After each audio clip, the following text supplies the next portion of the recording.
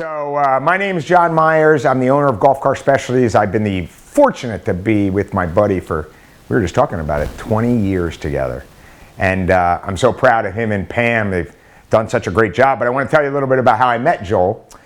So when I first met Joel, I was, brand new in the business, and I run up to the ridge of Backbrook, and I get a chance to meet this gruff guy that the whole time was telling me, this is what I'm paying for this stuff and nothing else, but that's what I'm paying. And I was left and I was like, you know what? This guy is one piece of work. He's something else. And you know what I realized after all these years? He is something else, because he wasn't gruff, he was particular. And there's a big difference between the two. I've been very fortunate to earn his friendship over the years, really have. And I talk about that story and being particular because when you see what he's built and what him and Pam have done, you realize that somebody who is particular is the only one that could have done this. And as particular as he is with his golf course, and as particular as he is with all the things that he's done, he's equally supportive of his friends. I coach high school basketball, that's not even the story, but the great thing is, he used to come to my games just to root on my team, had no vested interest. And that's the particular part of him that I love the most. The part that he would spend the time outside of what he knew with somebody that he appreciated. 20 years is incredible. And it's 20 years of the top-notch golf course that, I gotta be honest with you, I've ever played. And I played them all. Pine Valley, Augusta National, every place you can think of. And this, to me, will always be the best golf course, particularly because of the things that he's done. Joel, great job. Pam, really proud of you. Most often, Pam, because you actually were with Joel this long, but also the golf course. So you deserve this, and I certainly wish I could be there to celebrate, but I'm glad you took this opportunity to let me speak with you. You're a good man.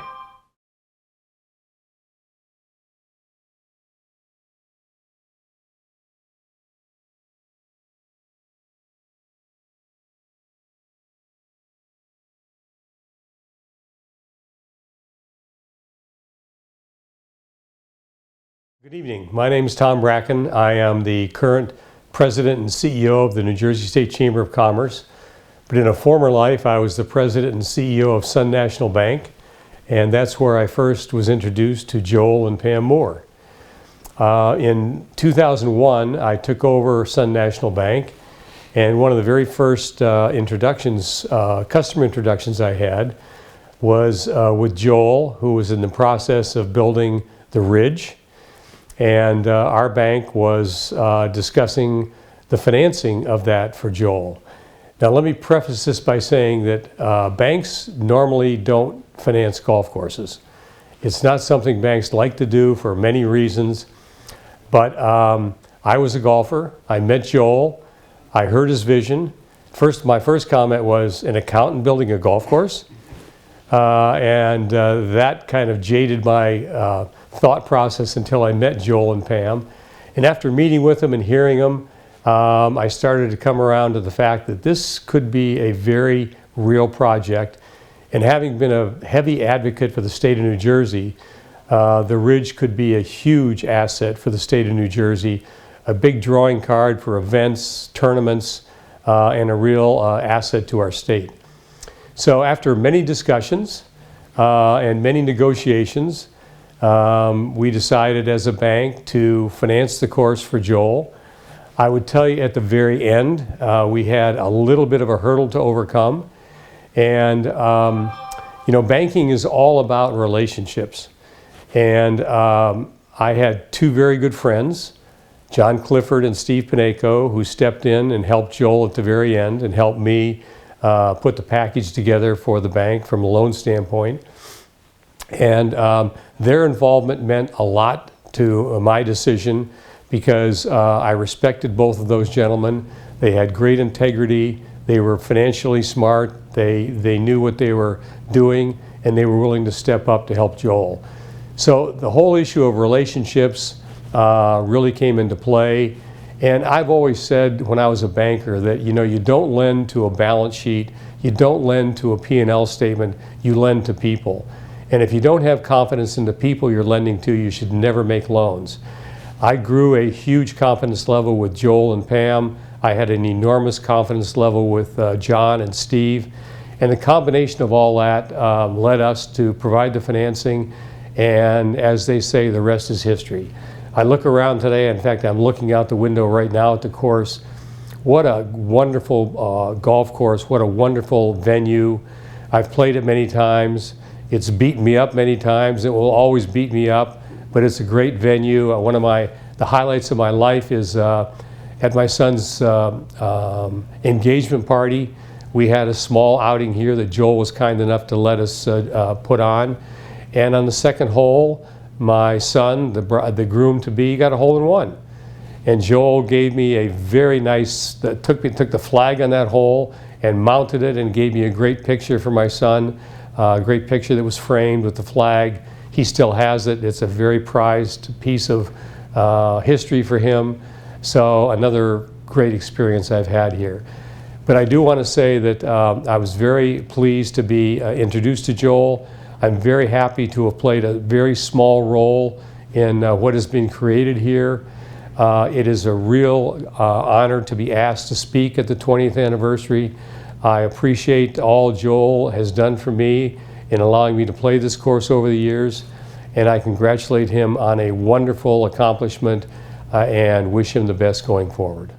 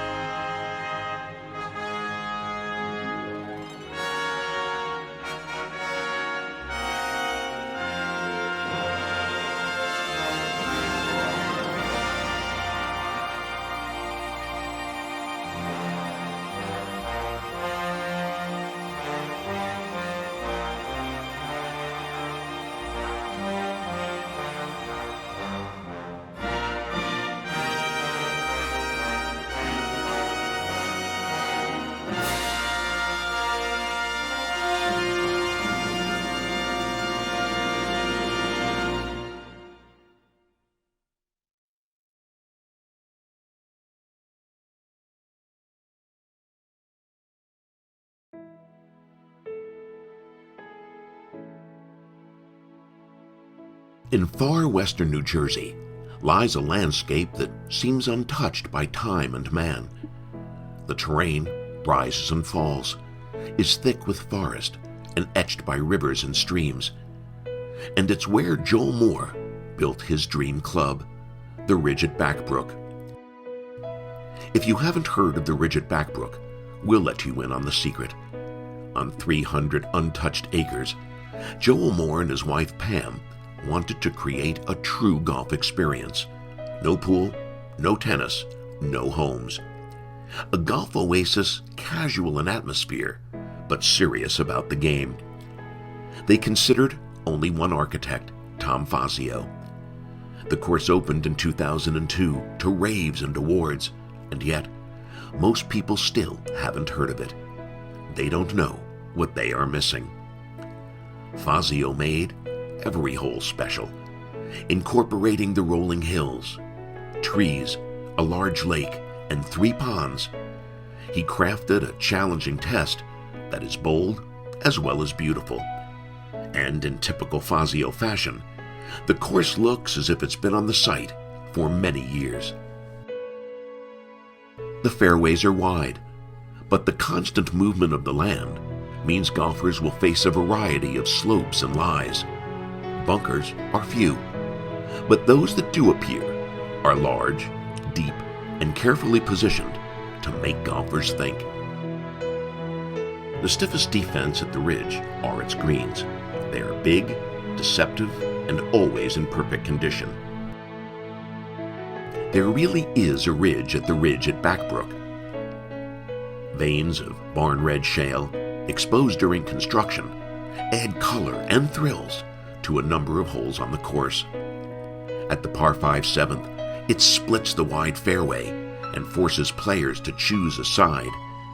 At the par 3 8th, the red rock forms a 100-foot high wall behind the green, while on top of the wall sits the 17th green, teetering at the cliff's edge.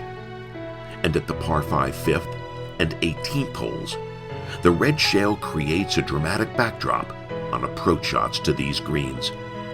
And there really is a back brook.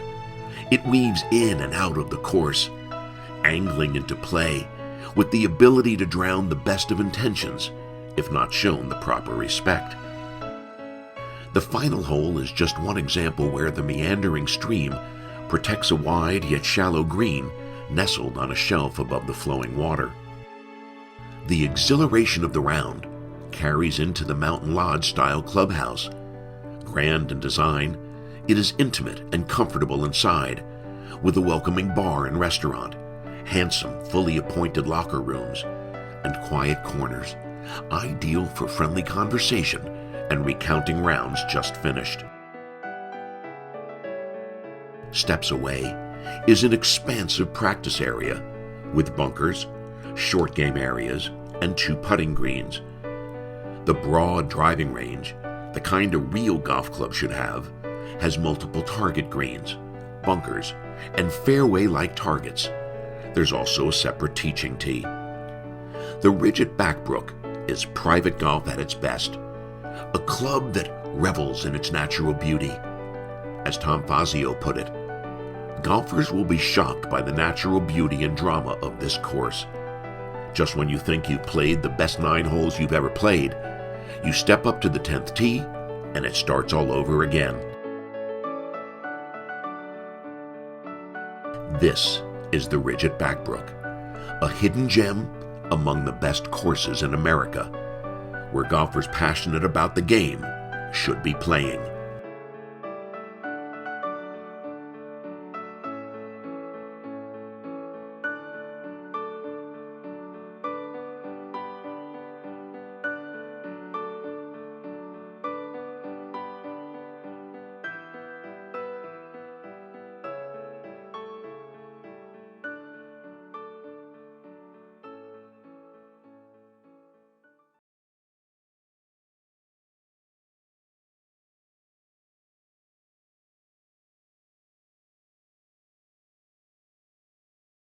Hey Joel, hey all you good folks at the Ridge at Backbrook. Congratulations on 20 years in the clubhouse. I wish I was there. Unfortunately, I can't make it, but I do want to say hello. Joel asked me to say a few things. In fact, I'm going to show you a few things. Back in the day, this is how we drew, and this is a sketch of mine that I like that shows the bar area of the clubhouse, hand drawn. And here, indeed, is the real thing. It's one of my favorite spaces at the clubhouse, the bar area. A couple more.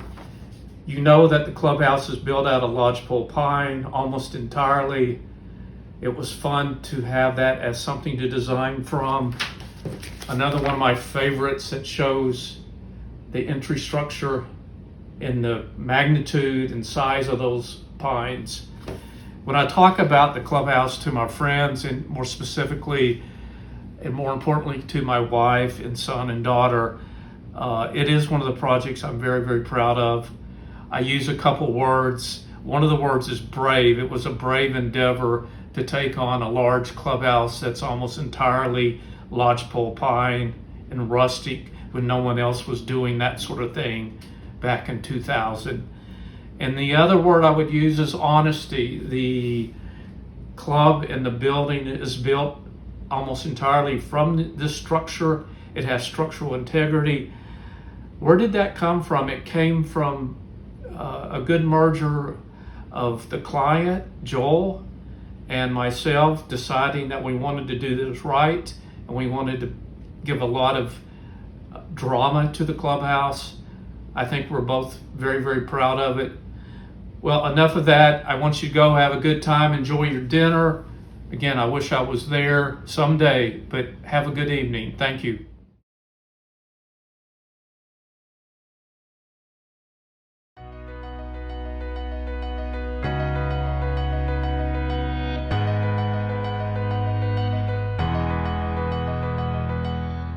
Hi, this is Jerry Cavella, publisher of Golf Styles New Jersey magazine.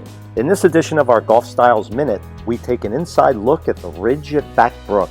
This exclusive Tom Fazio designed masterpiece is located in the heart of the Garden State, in the rolling hills of Ringoes, New Jersey. This one-of-a-kind track is for the passionate golfer who is looking to experience one of the world's best courses. Through the commitment of owner Joel Moore, the Ridge works diligently on maintaining PGA-type tournament condition each and every day. Add a world-class practice facility and a spectacular one-of-a-kind clubhouse, and you have a match made in golf heaven. As the Ridge celebrates its 20th year, ownership is extending a special anniversary membership, a wonderful package that perfectly matches the needs of the golf purist. Our recommendation? If you are looking for one of the finest golf experiences in the region, you will want to check out the Ridge at Back Brook. For Golf Styles magazine, this is Jerry Cavella.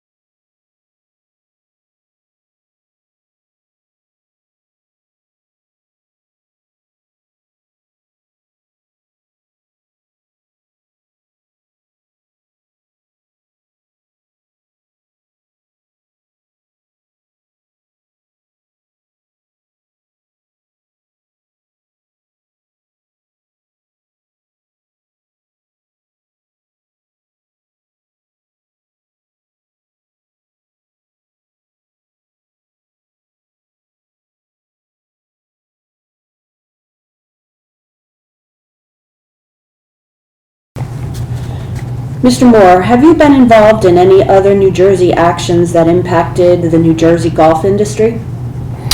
In 2006, I represented the New Jersey golf industry regarding a New Jersey sales tax matter. The New Jersey Division of Taxation proposed to charge sales tax on all New Jersey revenues, including initiation fees, membership dues, and membership fees. I was successful in getting a portion of annual dues classified as social activities and thus not subject to New Jersey sales tax. Mr. Moore, have you represented the New Jersey golf industry in any other actions or matters? Yes. When former Governor Christie was elected, he formed the Red Tape Committee, which brought together leaders from many New Jersey industries together to discuss unfair regulations and policies that existed in New Jersey that were adversely impacting New Jersey businesses. I testified on behalf of the New Jersey golf industry before the Lieutenant Governor and her committee. I made recommendations on how New Jersey should either streamline or eliminate various regulations and policies that pertain to the golf industry.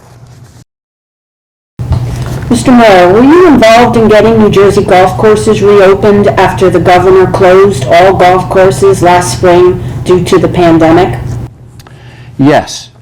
Initially, I took a back seat and let the other New Jersey golf associations and their representatives try to get golf courses reopened. However, it appeared to me that their letters were not being addressed in a timely manner, and that it was important that owners of New Jersey golf courses get directly involved, as it was the owners who were suffering losses and were the responsible entities. On behalf of the New Jersey Golf Course Owners Association, I began communicating via letters, emails, and phone calls to the governor's office, coordinated communications through a lobbyist to the governor's staff, and began a series of communications to all New Jersey senators, assemblymen, and assemblywomen requesting their support, knowing that they all had golf courses in their districts. A set of guidelines was formulated by myself, our president of the New Jersey Golf Course Owners Association, Dave Wissenda, and a couple of New Jersey golf course owners. I then presented these guidelines to the governor's staff and the same list of senators and assemblymen and women. I also appeared on CBS News Television and Fox and Friends Television, and a couple of hours after appearing on Fox and Friends, the governor announced through an executive order that golf courses could reopen in less than 72 hours on May 2nd. Mr. Moore, were you involved in getting any of the mandated restrictions reduced or modified? Yes. Several restrictions made it very difficult for courses and golf clubs to be successful, including the 16-minute tee times, single occupancy in each golf cart, and closing of clubhouses were at the top of the list. Courses were having trouble turning over their golf carts due to the 16-minute tee times, resulting in revenues being decreased by at least 50%. Also, the inability to promote food and beverage, either indoors or outdoors, was really adversely impacting golf clubs. Once again, I contacted the governor's office through a series of letters and asked all the New Jersey senators and assembly men and women for their support, and on June 10th, these restrictions were all modified.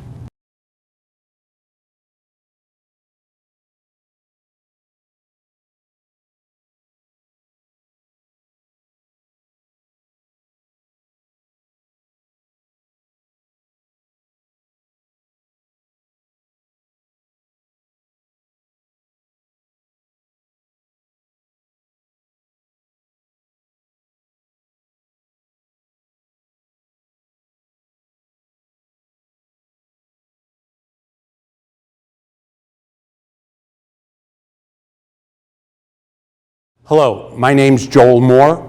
I'm the owner and developer of the Ridge at Backbrook, located in Ringgoes, New Jersey. Some of my experiences and responsibilities in the golf industry have included being the vice president of the New Jersey Golf Course Owners Association for the past 15 years. In addition, I assisted in the formation of the New Jersey Golf Pack and have been its president since its inception in 2007. I would like to thank the National Golf Course Owners Association for naming me the recipient of the very prestigious Paul Porter Award. I would also like to thank the National Golf Course Owners Association, for their ongoing support of course owners and managers, and their regular updates and information from Ronnie Miles as well as others. Thank you.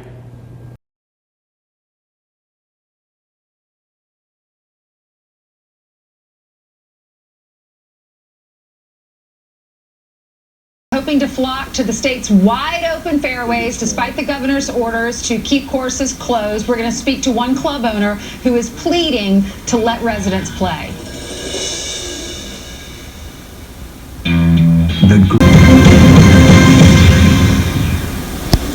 Well, golf courses are shut down in the state of New Jersey, and the golf courses now are pleading with Governor Phil Murphy to let them reopen with proper safety precautions. Joining us right now is Joel Moore, Vice President of the New Jersey Golf Course Owners Association and owner of the Ridge at Backbrook. Good morning to you, Joel. Good morning, Steve. How are you? I'm doing okay. Why won't Governor Murphy allow the golf courses of New Jersey to open? Because they are open in nearby Connecticut and New York and Pennsylvania and Rhode Island, and those are the other states as part of this alliance. Everybody's open except Jersey. That is correct. No one really knows the reason. We have been sending and communicating with the governor and his office. They have said over the last couple of months that their two most critical concerns are social distancing and congregating. And we, the New Jersey Golf Course Owners Association, led by our president, Dave Wasenda, and myself, strongly believe that the proposed guidelines that we have submitted to the governor clearly satisfy those concerns. Would you like me to go into any of those concerns?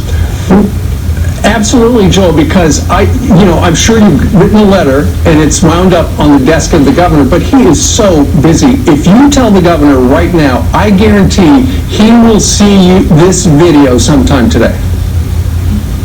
Well, I would like to tell the governor that, first of all, our plan for all golf courses in New Jersey would be that when a golfer arrives at a club or a golf course, that they will not have to touch anything but their own equipment and their own personal belongings.